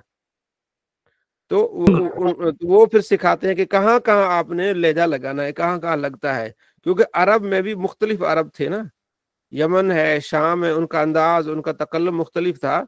तो आगे हम आखिरी जो आखिर में पहुंचेंगे तो उसी का भी मैं आपको बताऊंगा कि उस्मान के ज़माने में लहजों पे जो इख्तलाफ होता था कि ये मेरा लहजा कुरान में वो ठीक है, दूसरे का लहजा ठीक है, फिर उस्मान ने फिर एक ही लहजे में फिर कुरान पाक को जमा किया कुरैश के लहजे में। तो अब कुरान पाक उसी लहजे में, बाकी सारी जो किरातें सिर्फ ज़बानी है, महफिलों के लिए जो लहजा वो रह गया, ठीक है जी। अच्छा, जैसे मालिक यौमिद्दीन और मालिक यौमिद्दीन, इसमें मतलब माना में कोई फर्क नहीं है। हजरत ज़ैद बिन साबित कहते हैं कि हजरत अबू बकर सिद्दीक रदी अल्लाह तआला अन्हु ने बुलाया और कहा कि यमामा में जो लड़ाई हुई उसमें काफी हुफ़ाज जो है वो शहीद हो गए हैं। तकरीबन 1200 सहाबा शहीद हुए थे, उनमें से 700 हुफ़ाज थे। यमामा वो जो जंग हुई थी मुसैलमा कज़्ज़ाब के साथ, खालिद बिन वलीद रदी अल्लाह तआला अन्हु उसमें सिपह सलार थे, तो उनके पास बड़ा माल दौलत था और बड़ा उनका इलाका था। तो हजरत खालिद बिन वलीद ने फिर अपनी हिम्मत से उनको हराया। तो वो कबीला हनीफिया भी वहीं का था, फिर वहीं से जो एक थी ना खौला बिन्त जाफर, वहां से औरत, उससे फिर हजरत अली ने शादी की थी, वहां से आई थी। उसी से मोहम्मद बिन हनफिया भी उसी से है, वहां के इलाके से वो औरत आई थी। तो यानी कि वो बांदी बन की फिर आजाद हुई तो हजरत अली रदी अल्लाह तआला ने शादी की। तो हजरत उमर ने अर्ज की हजरत अबू बकर से कि देखें इतने सहाबा शहीद हो गए हैं, अगर एक और लड़ाई इस तरह हो गई तो ये जो हाफिज कुरान है तो सारे शहीद हो जाएंगे, कुरान पाक तो इनके सीनों में है और बाकी चीज़ों में कहीं जो कुरान पाक के अल्फा जो है वो सूरतें बिखरी हुई हैं, तो लिहाजा आप कुरान पाक को जमा करें। तो हजरत अबू बकर सिद्दीक रदी अल्लाह तआला अन्हु ने फरमाया कि हुजूर ने नहीं किया, मैं ऐसा काम कैसे करूंगा। तो हजरत उमर बार बार कहते रहे तो हजरत अबू बकर ने फरमाया ठीक है, बात आपकी ठीक है। फिर हजरत जैद को बुलाया, तो हजरत जैद को ये सारी बात बताई कि उमर बार बार कहते रहे हैं, तो फिर अल्लाह ने मेरा सीना खोल दिया, तो मेरी भी राय ये है कि कुरान पाक को जमा किया जाए। तो फिर मैंने कहा कि कैसे मैं जमा करूं, अल्लाह के नबी ने जमा नहीं किया तो मैं कैसे करूं। तो उन्होंने कहा कि हमें भी यही था कि अल्लाह के नबी ने नहीं किया, लेकिन ये मफाद में है, ये बेहतर है। तो हजरत जैद कहते हैं कि मेरे लिए बहुत मुश्किल था कि अगर मुझे कहते हैं ना कि इस पहाड़ को इसकी जगह इसकी चेंज करो, पहाड़ को तराश तराश के और जगह ले जाओ, तो ये मेरे लिए आसान था, लेकिन ये काम मेरे लिए मुश्किल था। तो हजरत अबू बकर ने कहा कि देखें आप कातिब वही रहे हैं, आप इस्लाम के साथ रहे हैं, आप पर कोई इल्ज़ाम भी नहीं है, ऐसी कोई बात नहीं है, तो मेहरबानी करके आपने ये काम करे, कुछ लोगों को साथ मिला लें। तो कहते हैं कि फिर मैं भी सोचता रहा, लेकिन अल्लाह ने फिर मेरा भी दिल खोल दिया सीना कि हाँ ये काम करना है। तो फिर मैंने कुरान पाक को जमा करना शुरू कर दिया। 2-4 साथी और भी आपके साथ थे, तो उन्होंने फिर उसमें कुछ शराइत लिखी कि जिन जिन के पास कुरान पाक है वो ले आए और 2-3 गवाह भी साथ में ले आए।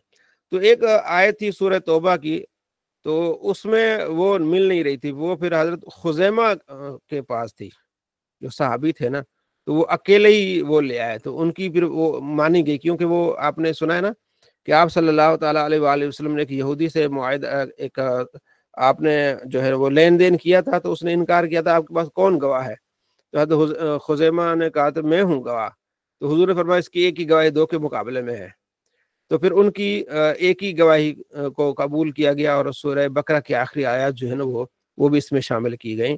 तो फिर वो हजरत जैद कहते हैं कि हजरत अबू बकर ने वो जो लिखा और लिख के फिर अपने पास रखा, اس کے بعد حضرت عمر آئے، تشریف لائے، یعنی ان کی جب ان کا وقت زمانہ آیا تو حضرت عمر نے اپنی حیات میں حضرت حفصہ کے پاس رکھا، تو حضرت حفصہ کے پاس یہ رہتا تھا۔ پھر اگلی حدیث میں اس کی پھر آگے وضاحت آ رہی ہے، وہ یہ حضرت انس بن مالک کہتے ہیں کہ حذیفہ بن یمان، یہ جو صحابی ہیں، انہیں کہتے ہیں صاحب سر رسول اللہ، آپ علیہ السلام جو ہے نا وہ راز کی بات ان سے کیا کرتے تھے۔ تو یہ آئے حضرت عثمان کے پاس، تو فرمایا کہ جو شام والے ہیں، یہ جو ہم غازی جو شام اور علاق والے ہیں، یہ ارمینیا آذربائیجان کے ساتھ لڑائی کے لیے جا رہے ہیں، اللہ فتح عطا فرمائے۔ لیکن بات یہ کہ جو سپاہی ہے نا شام کے اور عراق کے، اختلاف بڑا ہو چکا ہے ان سپاہیوں میں۔ امیر المومنین پہلے اس اختلاف کا حل کریں کہ ایسا نہ ہو کہ یہود و نصارے کی طرح اس قرآن میں اختلاف پڑ جائے۔ تو حضرت حذیفہ نے حضرت عثمان کو ساری بات بتائی کہ یہ جو 7 قراتوں میں پڑھ رہے ہیں نا، اختلاف بڑھ رہا ہے۔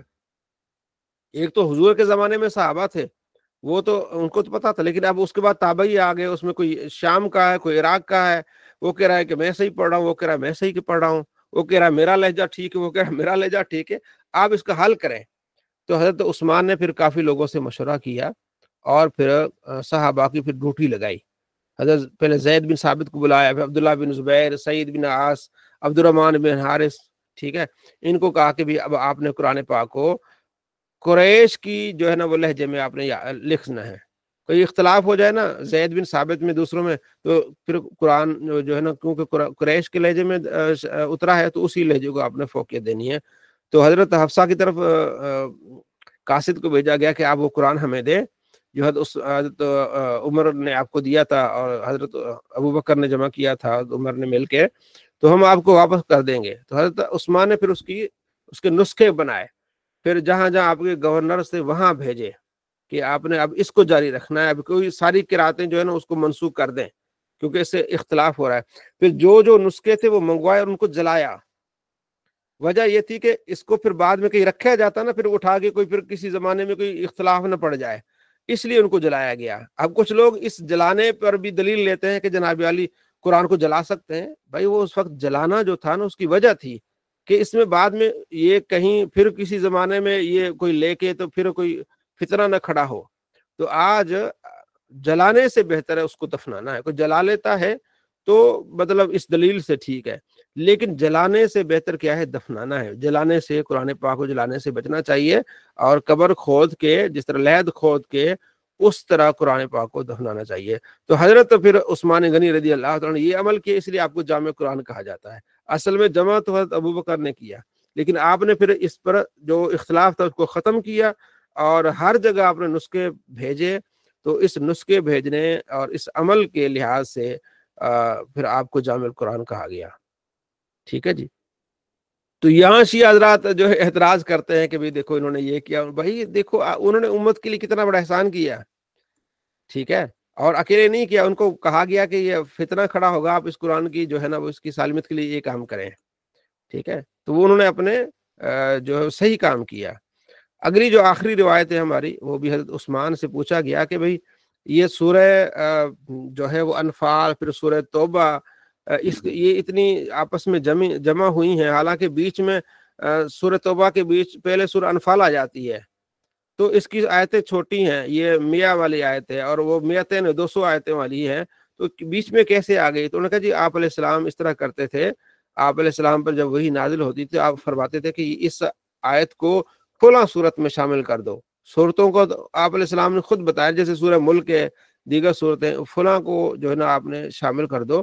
تو سورہ انفال اور سورہ توبہ کے درمیان آپ علیہ السلام نے اتنا فرق نہیں رکھا، تو بسم اللہ نہیں لکھی گئی، تو جس طرح آپ علیہ السلام نے کی ہم نے بھی ایسے ہی رکھا ہے۔ اس لیے 2 صورتوں کے درمیان کیا ہے؟ سورہ انفال اور سورہ توبہ کے شروع میں بیچ میں بسم اللہ نہیں ہے۔ تو یہ حضرت عثمان غنی رضی اللہ تعالیٰ عنہ نے اس کو بات سمجھائی۔ تو آج جو ہم نے پڑھا اس کا خلاصہ یہ کہ آج ہم نے قرآن پاک کی فضیلت سے متعلق ہم نے کافی سارا پڑھا، اور جس میں یہ کہ اللہ کے نبی فرماتے ہیں کہ تم میں سے بہترین وہ ہے، بہترین کون ہے؟ خیرکم من تعلم القرآن وعلمہ، جو قرآن سیکھے اور دوسروں کو سکھائے۔ اور اس کے بعد جو ہم نے حدیث پڑھی تھی کہ آپ علیہ السلام فرماتے ہیں کیا تم میں سے کوئی پسند کرتا ہے کہ وہ ہر روز بتہان کی وادی کی طرف جائے یا عقیق کی طرف جائے، وہاں سے 2 کوہان والی اونٹنیاں بغیر گناہ کے، بغیر قطع رحمی کے لے آئے۔ صحابہ نے عرض کیا رسول اللہ بالکل ہم چاہتے ہیں، ہم اس سے محبت کرتے ہیں کہ ہمیں اونٹنیاں مل جائے۔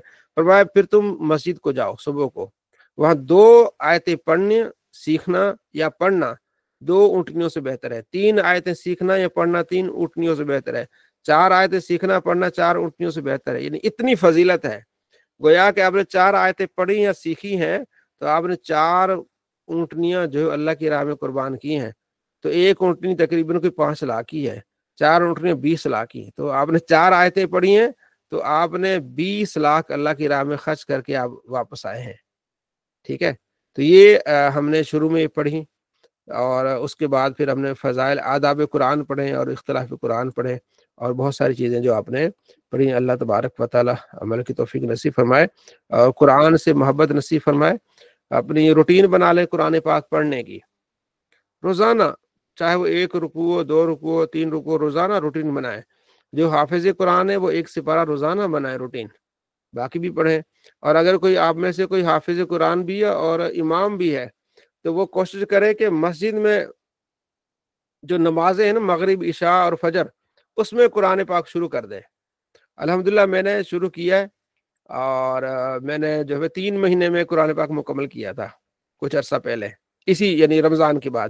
اب پھر میں نے شروع کیا ہوا ہے، یہ تقریباً انشاءاللہ 4 مہینے کے اندر مکمل ہوگا۔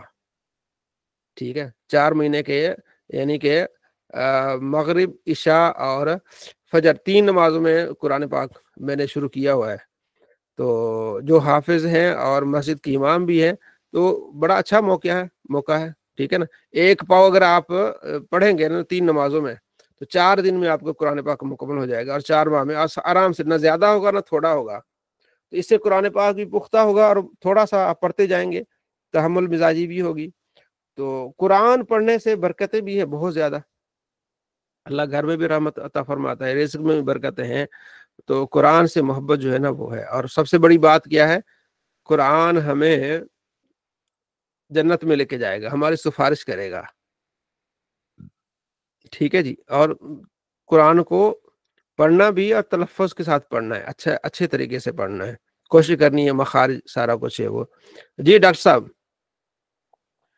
حضرت یہ پوچھنا تھا کہ یہ حدیث شریف جو آپ نے ابھی بیان فرمائی حضرت عثمان غنی رضی اللہ تعالیٰ عنہ کی، تو شاید یہی وجہ ہے کہ وہ جو کچھ ایک طبقہ ہمارے یہاں یہ کہتا ہے نا کہ جی حضرت عثمان کی بکری نے وہ کھا لیے سپارے، یا اس طرح سے کچھ ہے، وہ یہ کہانی تو نہیں کہ مناتے کہیں بیٹھ کر کے، لیکن اب یہ ہے کہ اگر اس طرح سے ہوتا کہ ان سے قرآن کو جو ہے نا وہ لے لیا جاتا ہے اور نسخے جلوا دی جاتے، تو حضرت علی رضی اللہ تعالیٰ عنہ بھی تو ادھر بیچ میں موجود تھے نا، وہ کیا قرآن کی خاطر کھڑے نہیں ہوتا سکتے تھے؟ جی انہوں نے بھی تو اس چیز کو تسلیم فرمایا ہوگا نا، تبھی تو آگے کام چلا، سارے صحابہ کی مشاورت سے کام ہوا ہوگا نا یہ تو۔ دیکھو جی، حضرت علی کو تو بڑا عہدہ تھا، یعنی خلیفہ کے بعد حضرت علی ہوتے تھے۔ صحیح۔ حضرت علی، حضرت عمر کے زمانے میں، حضرت عثمان کے زمانے میں خلیفہ کے بعد جو درجہ تھا حضرت علی کا ہوتا تھا، اور بڑے معاملات میں آپ کو شامل کیا جاتا تھا۔ حضرت عثمان تو حضرت علی سے ہی فیصلہ کرواتے تھے، اور جن کو سزا ہوتی تھی وہ حضرت علی دیتے تھے سزا،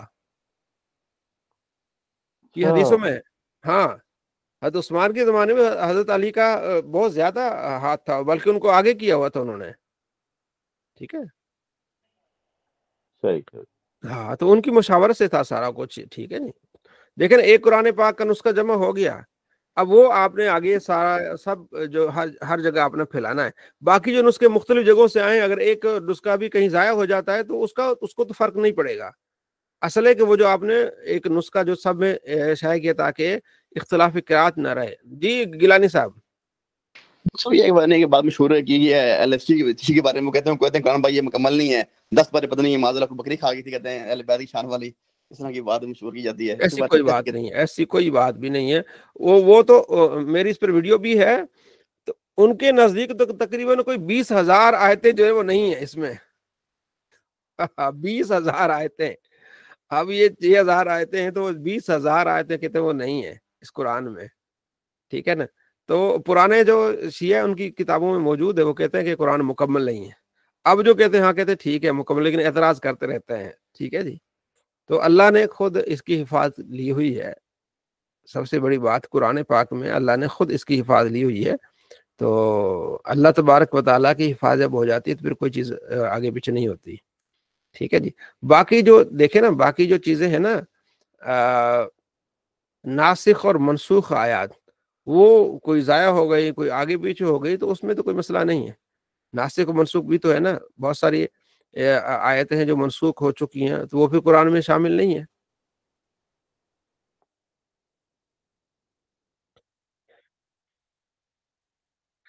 ٹھیک ہے ڈاکٹر صاحب، انشاءاللہ پھر اگلے ہفتے اتوار کو ملاقات ہوگی. تو اسی طرح کلاس میں تشریف انشاءاللہ. لائیے. ٹھیک ہے جی. حضرت